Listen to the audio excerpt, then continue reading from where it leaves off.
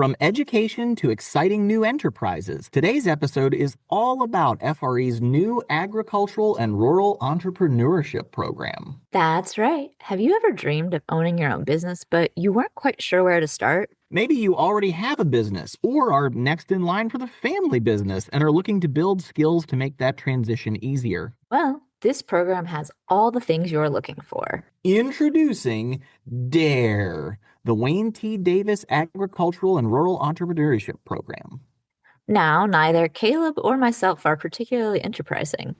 I don't even rent cars from them. I use Hertz. Anyway, starting your own business isn't out of reach for you. According to the latest data from the U.S. Census Bureau, there are over 36 million different businesses in the United States. And the next one could be yours. Some of our own students who have appeared on the podcast even run their own businesses. As our agricultural industry rapidly adapts, there are lots of new opportunities for innovation and discovery. Everything from ag technology to cost-saving methods are on the table. Starting a business can be really challenging. That's why so many struggle or even fail in the first few years. But that's why this great new program exists. It allows you to develop those skills you need both inside and outside of the classroom. So, to get a bit more expertise, we invited FRE alum and all-around awesome person Tori Rumenick to join us as a guest host. My name is Tori Rumenick.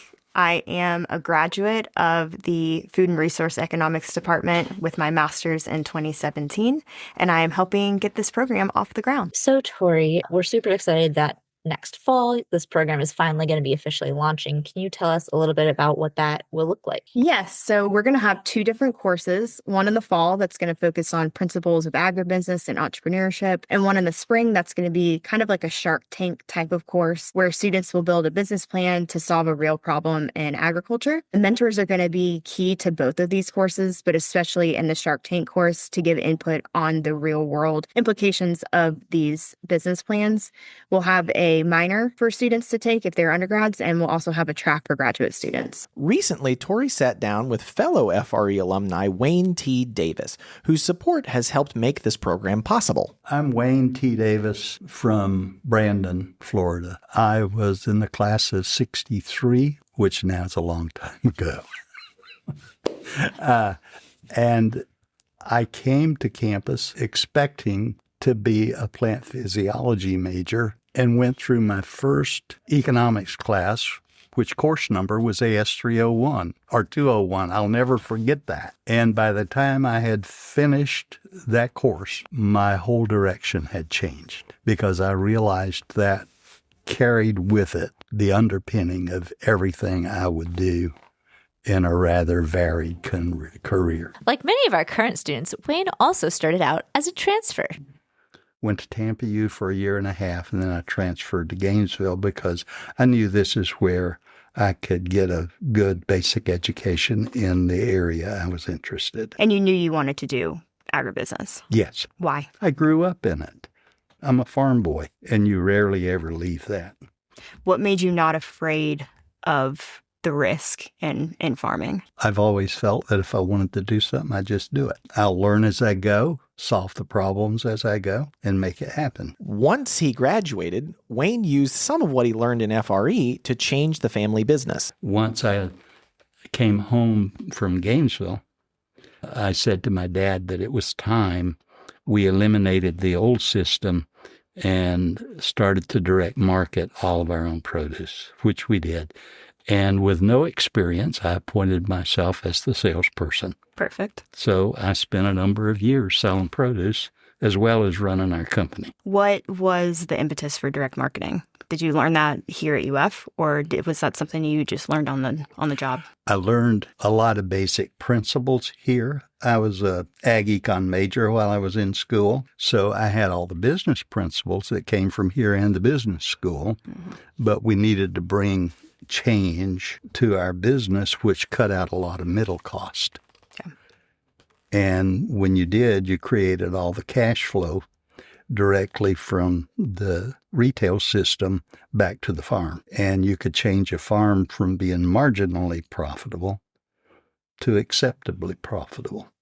While he was able to be successful in his own agribusiness ventures, Wayne also recognized the need to give back and help provide a hub of guidance, resources, and support for future ag entrepreneurs. There were not really a lot of available mentors when I left school. Once I decided to go in business to myself immediately upon graduation, I didn't have any experience from the outside world. And there were very few people to whom you could go to have any input. The DARE program will be that hub for our future entrepreneurs. So one of the things that, again, we're going to talk about in this program, mentorship is a huge part of what It should be a huge part. So we're going to be building a list of mentors. And I think one of the best things about the way this program is being set up is that's going to be a living, breathing document. So you don't become a mentor for a semester, you become a mentor as a part of the alumni. And then when you graduate from the program, hopefully you're a mentor for the program. So it's it's going to be, forever that we're going to have these people that folks can go to. If you were to tell some of the mentors, here are the things that would have helped me, what do you think a strong mentorship relationship looks like? Depends on the area in which you need information, because you don't realize when you start into a business that you're going to deal with a large number of areas. It includes finance, banking, insurance, risk management, transportation, marketing, and you can continue the list until it's so long you're going to have a big group of people when you find a mentor in each area. That's right. So you're going to need a lot of people, and you're going to look for people with varied backgrounds. That really wasn't available when I left school. Tori, if you will, fill me in on how you plan to bring the various topics forward into the classroom and outward to the mentors. It's a great question. So right now we're in pre-launch, really excited to get curriculum up and going. We're going to have 2 courses as part of this program to start. So we'll have more of a principles of agricultural entrepreneurship, where we're really going to dig into what does a business plan look like. You talked about real estate. What does financing look like? How do you do risk management? And really dig into the principles. Then in the next semester, we're going to do kind of a Shark Tank type style course. So we're going to have students come up with their own business plan for actual ideas that they think they can take into the marketplace. And in both of those courses, we're going to be working really closely with industry mentors. These will be food and resource or just UF graduates and alumni. And having them come and actually break down these business plans with our students and share with them the wins, the losses, the good and the bad of starting businesses. The hope is that as the program grows, support from the larger ag industry will also grow and bring more of our students back to the industry. And it's mutually beneficial. That's so correct. We're cranking out people who know how to do it, right? Not only are we taking youngsters from the general population, but hopefully we're taking youngsters from the ag industry that grandma and grandpa and mom and dad have all supported over the years, and finally sending them away to a place they can come back home ready to hit the ground running instead of spending so many years retracing the same steps. And I think about those that maybe they grew up with family in the ag industry, maybe they didn't, and they think all that working in agriculture is I either own a farm or that's kind of it. So this is another way to show students that, you may come from a farm, but you may have these really big dreams about business ownership, and you can merge the two. You absolutely can. Not only that, you can expand on them, and you can expand dramatically. What are some of the big issues you think we need to dive into with entrepreneurship, especially in agriculture? The first one is always attitude and approach. Okay. You have to believe you can. Doesn't matter whether it's tomatoes, strawberries, ornamentals, cattle. You have to believe you can. And then you have to find the way to make it all possible. The finding the way becomes the entrepreneur's job. However, they have to do it honestly with integrity is what they need to do. Wayne's own experience ranges across a wide variety of commodities and agribusinesses. My experience in business and industry is rather broad. I'm not a typical kind of person. I've always bored rather easily. So I had a lot of business interest, which included the tomato industry, as well as the cattle industry, citrus, and other veggie crops. And we were one of the first major producers of containerized plants for vegetable crops. Interesting. There was really only two major producers, and that was Speedling, Lacey, and Todd, and Davis Farms. That's why I recognize the name. And we were all centered in Hillsborough County. Talk about business planning. When you were thinking about new ventures, how did you go about business planning? Did you ever have one written down? Was it in your head? How did you go about that? First, it becomes available in your head because it's a dream, it's an imagination. Then it's, can I make this work? And how do I make it work? I had an uncle who was quite successful that always called it building sandcastles. Okay. So you build a lot of sandcastles, and you see what makes them fall,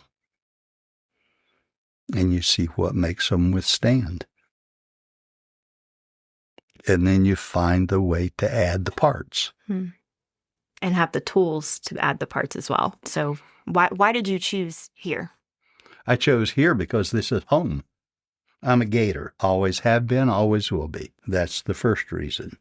I'm loyal. So once I'd spent my years out in business and industry, there was some things I recognized that I wanted to make sure became permanent. Probably 15 years ago, I became really concerned, and I'm still concerned, about what really is going to happen to the American free enterprise system.